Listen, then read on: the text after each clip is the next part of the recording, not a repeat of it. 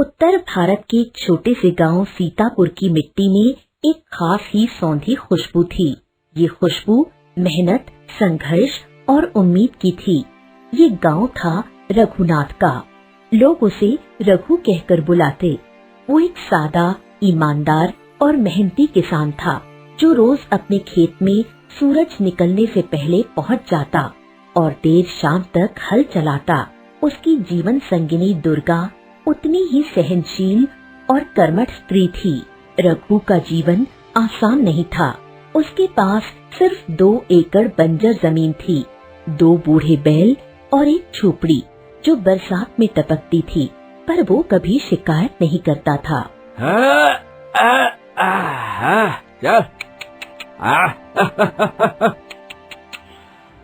अरे रे, हर दिन एक नई लड़ाई। पर मैं जानता हूँ कोई तो दिन आएगा जब हमारी मेहनत रंग लाएगी। भगवान सब देखता है रघु, देर भले हो पर न्याय जरूर करता है।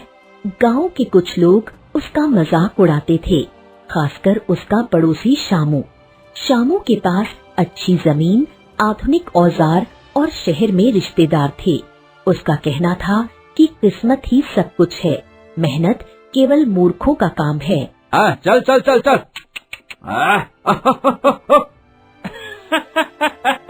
अरे रघु, तू बैलों के साथ जूझता रह जाएगा और मैं मोटरसाइकिल पे घूमूंगा। भैया किस्मत है, किस्मत यही है किस्मत।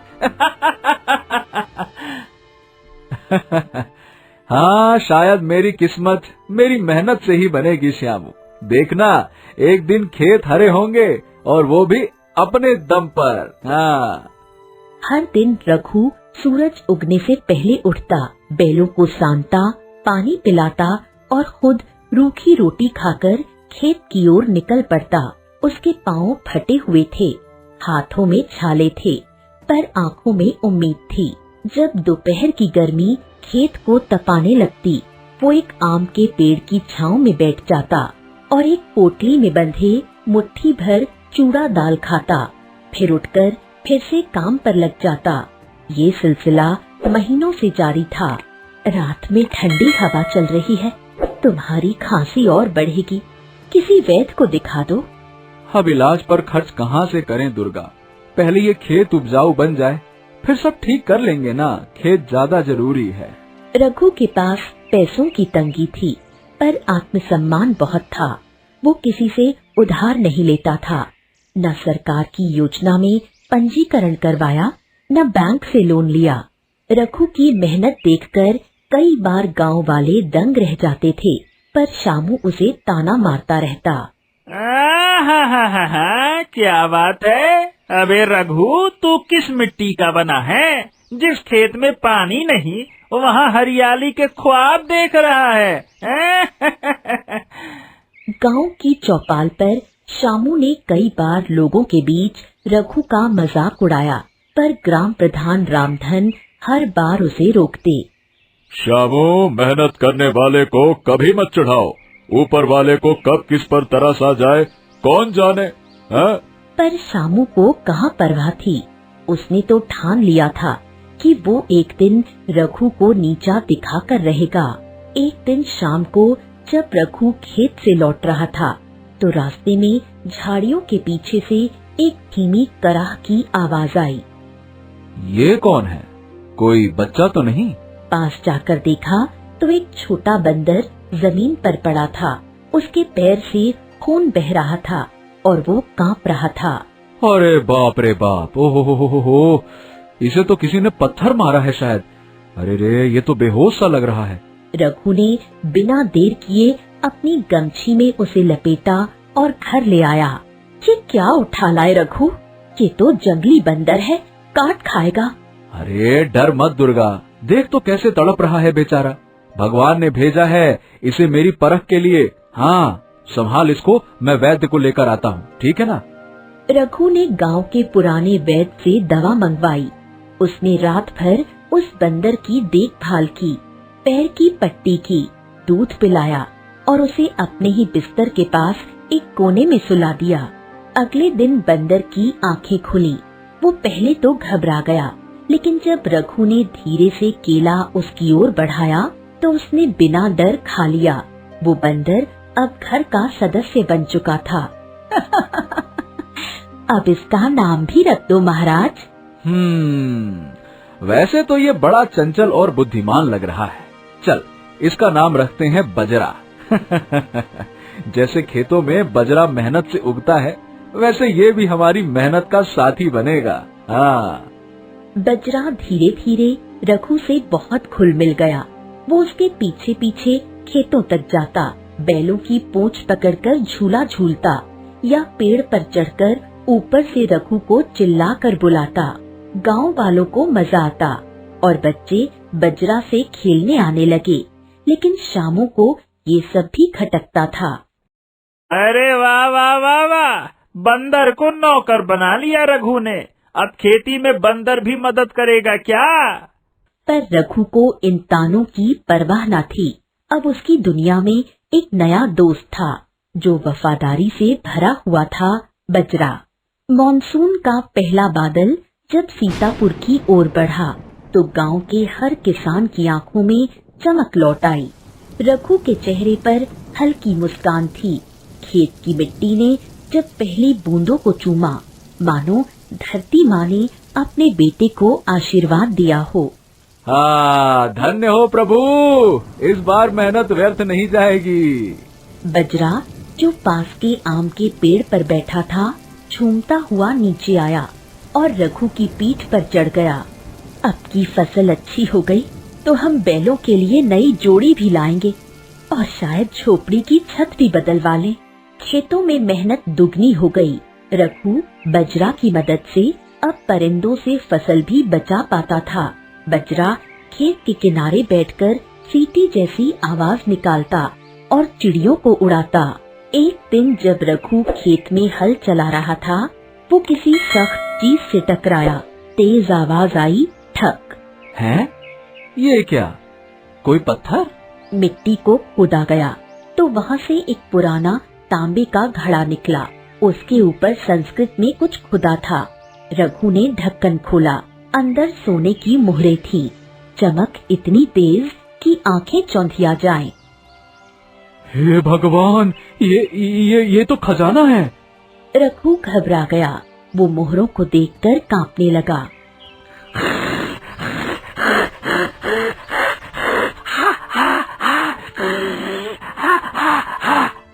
हमें ये छुपाना नहीं चाहिए रघु, इसे पंचायत को दिखाना चाहिए। हाँ, ठीक कहती हो। चोरी नहीं करेंगे, जो उचित होगा वो मिलेगा। सही कहती हो। अगली सुबह रघु ने खजाना ग्राम प्रधान रामधन के सामने पेश किया। पूरा गांव इकट्ठा हो गया। मोहरों को देखकर सबकी आंखें फैल गईं। कुछ तारीफ करने लगे, कुछ जलने लगे। रघु ने ईमानदारी दिखाई। खजाने को सरकारी अधिकारी के पास भेजा जाएगा और नियमानुसार इनाम तय होगा। पर शामू को ये सब रास नहीं आया। उसने गिरधारी लाल से संपर्क किया, जो शहर का एक व्यापारी था, पर जमीन हड़पने का भी उस्ताद। अच्छा, मैं क्या कहता हूँ, अगर हम ये कहें कि रघु ने आधा खजाना छिपा लिया है तो? अरे फिर तो हम उसे अदालत में घसीट लेंगे, थोड़ा पैसा लगाएंगे, बाकी तो उसका डर काम करेगा। हाँ। जल्द ही पंचायत में शिकायत आई। रघु पर आरोप लगा कि उसने खजाने का हिस्सा छुपाया है। रघु, ये बड़े गंभीर आरोप है। देखो, तुम्हें सफाई तो देनी होगी। लेकिन मालिक, सरपंच जी, हमने कुछ छुपाया ही नहीं किया है। अब देखिए, जो मिला सबके सामने रखा है। छुपाना होता तो पूरा छुपा लेते। भगवान गवाह है, हमने कुछ नहीं किया है। बजरा वहीं पास में बैठा सब देख रहा था। उसकी आंखें अब सामान्य नहीं रहीं, उनमें चिंगारी थी। उस रात बजरा चुपचाप रघु के आंगन से निकला और शामू के घर की ओर चल दिया। पेड़ों से होता हुआ वो सीधे शामू के गोदाम की छत पर पहुंचा। अंदर से गिरधारी लाल की आवाज आ रही थी, इस पेटी को पेड़ के नीचे गाड़ दो, कोई नहीं ढूंढ पाएगा। बजरा ने ये सब सुन लिया। अगले दिन वो रघु को खींचकर उसी पेड़ के पास ले गया। वहाँ मिट्टी उखाड़ी और वही पेटी निकाली जिसमें वही मुहरें थीं। ये ओ, तो मतलब श्यामू ने। बजरा फिर सीधे पंचायत भवन की ओर भागा। उसकी पीठ पर वही पेटी थी। पंचायत में सभी मौजूद थे। रघु पर आरोप चल रहा था। तभी बजरा वहां पहुंचा और सबके सामने पेटी गिरा दी। ये क्या है? जब पेटी खोली तो सब स्तब्ध रह गए। गिरधारी लाल और श्यामू की साजिश सबके सामने आ गई। माफ कर दो सरपंच जी। मैं लालच में अंधा हो गया था। माफ कर दो सरपंच जी। देखो, रघु निर्दोष है और बजरा ये तो इस गांव का प्रहरी निकला। शाबाश बजरा, शाबाश। ग्राम सभा ने निर्णय दिया कि खजाने का उचित हिस्सा रघु को मिलेगा और उसका नाम ईमानदार किसान की सूची में दर्ज किया जाएगा। श्यामू और गिरधारी लाल को गांव से निकाला गया। अब रघु के पास कुछ धन था। उसने सबसे पहले अपने खेतों के लिए पंपिंग सेट खरीदा, फिर बैलों की नई जोड़ी ली और गांव के स्कूल में मरम्मत करवाई। अब वो सिर्फ किसान नहीं था बल्कि प्रेरणा बन चुका था। देखा, सच्चाई और मेहनत कभी बेकार नहीं जाती और बजरा तो जैसे देवदूत बनकर आया। हाँ, अब मैं एक स्कूल भी खोलूंगा बच्चों के लिए, ताकि वो बजरा की तरह समझदार और बहादुर बने। गांव के बच्चे अब बजरा से मिलने आते, उसके लिए फल लाते और उसके साथ खेलते। रघु का नाम दूर दराज के गांव में फैल गया। लोग उससे सलाह लेने आते और जब कोई पूछता, बाबा आपकी किस्मत कैसे बदली? मेहनत से, ईमानदारी से और एक वफादार साथी से जो इंसानों से भी बढ़कर निकला। मॉनसून बीत गया था। खेतों में हरियाली लहलहा रही थी। रघु का जीवन पहले से बदल चुका था।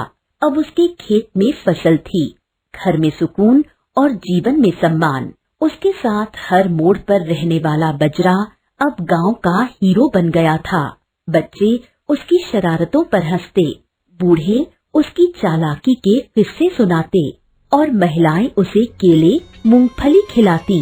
पर इसी बीच दो जोड़ी आंखें जल रही थीं, बिसनलाल और उसका पुत्र गोगा। अरे मुझे तो समझ में नहीं आता कि इस ससुरे रघु को इतना पूज क्यों रहे हैं सब। एक बंदर के कारण इतना नाम हो गया है उसका। अरे ये बंदर ही उसकी ताकत बन गया है। तो क्यों ना उस ताकत को ही खत्म कर दिया जाए, क्या कहते हो? हाँ, चालाकी से करना होगा बेटा, किसी को पता नहीं चलना चाहिए। अगली सुबह गोगा ने कुछ केले लिए और आम के पेड़ के नीचे पहुंचा, जहां बजरा खेल रहा था। ओ बजरा, आजा बेटा, आजा आजा आजा आजा, ये देख तेरा पसंदीदा केला लेकर आया हूँ। अरे चल ना, और भी मिलेगा। चल चल चल चल, जंगल की तरफ चल, आजा आजा आजा। मासूम बजरा, जिसे गांव वालों ने इतना प्रेम दिया था, गोगा के पीछे पीछे चला गया। उस दिन शाम तक बजरा नहीं लौटा। रघु खेत से लौटते हुए हर पगडंडी पर उसे खोजता रहा। बजरा, अरे ओ बजरा, बजरा! अरे ये बजरा कहाँ गया? कहाँ गया मेरा बेटा? आ जाना, देख अंधेरा हो रहा है। रात भर रघु जागता रहा। उसकी आंखें दरवाजे पर टिकी थी। तुम सो जाओ रघु, शायद सुबह लौट आए। हाँ, नहीं नहीं दुर्गा, मतलब कुछ ठीक नहीं लग रहा। जरूर कुछ न कुछ गड़बड़ है। अगली सुबह रघु जंगल की ओर निकल पड़ा। पाँव में चप्पल नहीं, हाथ में लाठी और दिल में चिंता। वो हर झाड़ी के पीछे देखता, हर पेड़ की डालियां हिलाता और हर बार एक ही पुकार, बजरा! ओ बजरा! बजरा! फिर एक जगह उसे टूटा केला मिला। वहीं पास में मिट्टी में छोटे पंजों के निशान थे और फिर एक लाल कपड़ा जो बजरा के गले में बंधा होता था। हे राम, ये तो वही है। तीसरे दिन एक चरवाहा गांव लौटा। राम धन जी, जंगल के उस पार एक सूखी झाड़ी के नीचे एक मरा हुआ बंदर पड़ा था। उसके गले में लाल कपड़ा था। क्या कहा? ओ, तो वो तो बजरा ही होगा। खबर सुनते ही रघु बदहवास हो उठा। जब वो वहाँ पहुँचा तो उसकी आंखों के सामने उसका प्यारा साथी निर्जीव पड़ा था। रघु ने उसे अपनी गोद में उठाया और आंसुओं की धार बह निकली। बजरा, बजरा, तू ऐसे नहीं जा सकता मेरे बेटे, बजरा।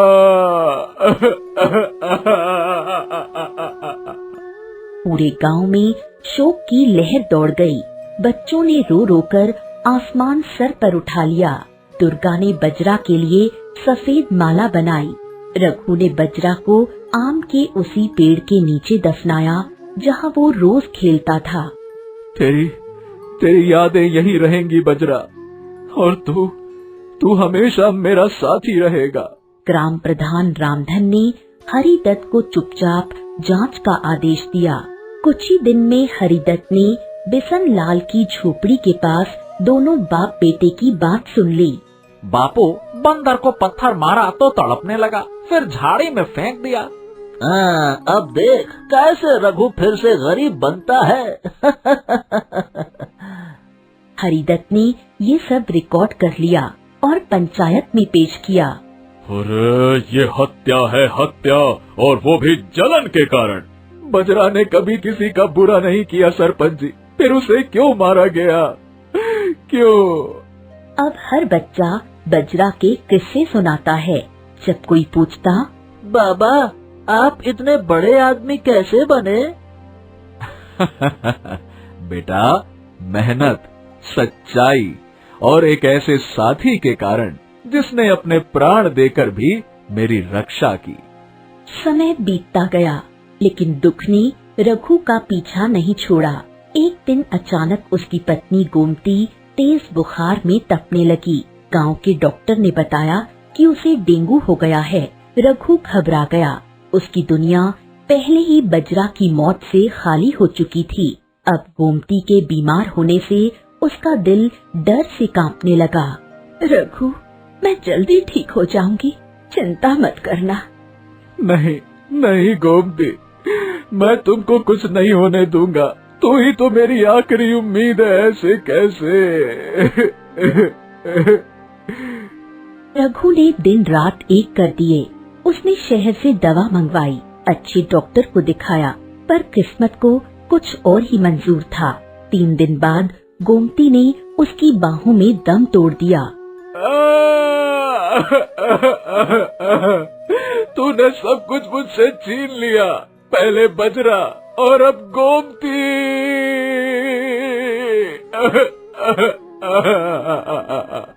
अब रघु एकदम अकेला रह गया था। उसका घर जो कभी खुशियों से गूंजता था, अब वीरान हो गया था। वो किसी से बात नहीं करता, किसी से मिलता नहीं, बस चुपचाप बैठा रहता। एक दिन की सुबह, एक धूप भरी सुबह, जब रघु दरवाजे पर बैठा था, तभी एक बूढ़ा मदारी जैसा आदमी उसके दरवाजे पर आया। उसके साथ 2 बंदरों का जोड़ा था, एक नर और एक मादा। बाबूजी, कुछ खाने को दे दो बाबूजी, कुछ खाने को मिल जाएगा क्या? कई दिन से भूखा हूँ बाबूजी। रघु ने बिना कुछ कहे उसे अंदर बुलाया और रसोई से रोटी, सब्जी और पानी लाकर दिया। हाँ, बहुत दयालु हैं आप। आजकल ऐसा दिल कहाँ मिलता है बाबूजी। उन बंदरों में से एक बंदर जो नर था, रघु को बड़ी ही आत्मीयता से देख रहा था। उसकी आँखें वैसी ही थी जैसे बजरा की थी। उसकी हरकतें भी वैसी ही थी, मासूम, शांत और समझदार। ये वैसा ही दिखता है जैसा बजरा। उसकी आँखों जैसी गहराई है इसमें। जब मदारी जाने लगा तो वही नर बंदर रघु के आंगन से बाहर जाने से इनकार करने लगा। वो भागकर रघु की गोद में आ बैठा और उसे पकड़ लिया। अरे वाह, लगता है कि इसे आपसे प्यार हो गया है। कभी कभी जानवर भी अपने लोगों को पहचान लेते हैं। भाई, क्या ये बंदर मुझे दोगे? इसके अंदर मुझे मेरे बजरा की झलक मिलती है। अरे मालिक, आप जैसे नेक इंसान को मना कैसे करूं? रघु की आंखें छलक पड़ी। उसने बंदर को गले से लगाया और बहुत दिनों बाद उसके चेहरे पर मुस्कान आई। उसका जीवन फिर से रोशनी से भर गया। अब रघु और उसका नया साथी, जिसे उसने छोटा बजरा नाम दिया, हर दिन साथ रहते। रघु फिर से खेतों में काम करता और बंदर उसके कंधे पर बैठा रहता। गांव वाले भी खुश हो गए कि रघु अब फिर से जी रहा है। अरे देखो, रघु काका फिर से मुस्कुरा रहे हैं, बजरा लौट आया। भगवान सच में कभी किसी की भलाई बेकार नहीं जाने देता। जीवन फिर से चल पड़ा। शायद ये नया बजरा पुरानी यादों का जवाब था, या भगवान का दिया गया एक नया तोहफा। जो भी था, रघु अब अकेला नहीं था। उसके जीवन में फिर से प्यार, अपनापन और उम्मीद थी।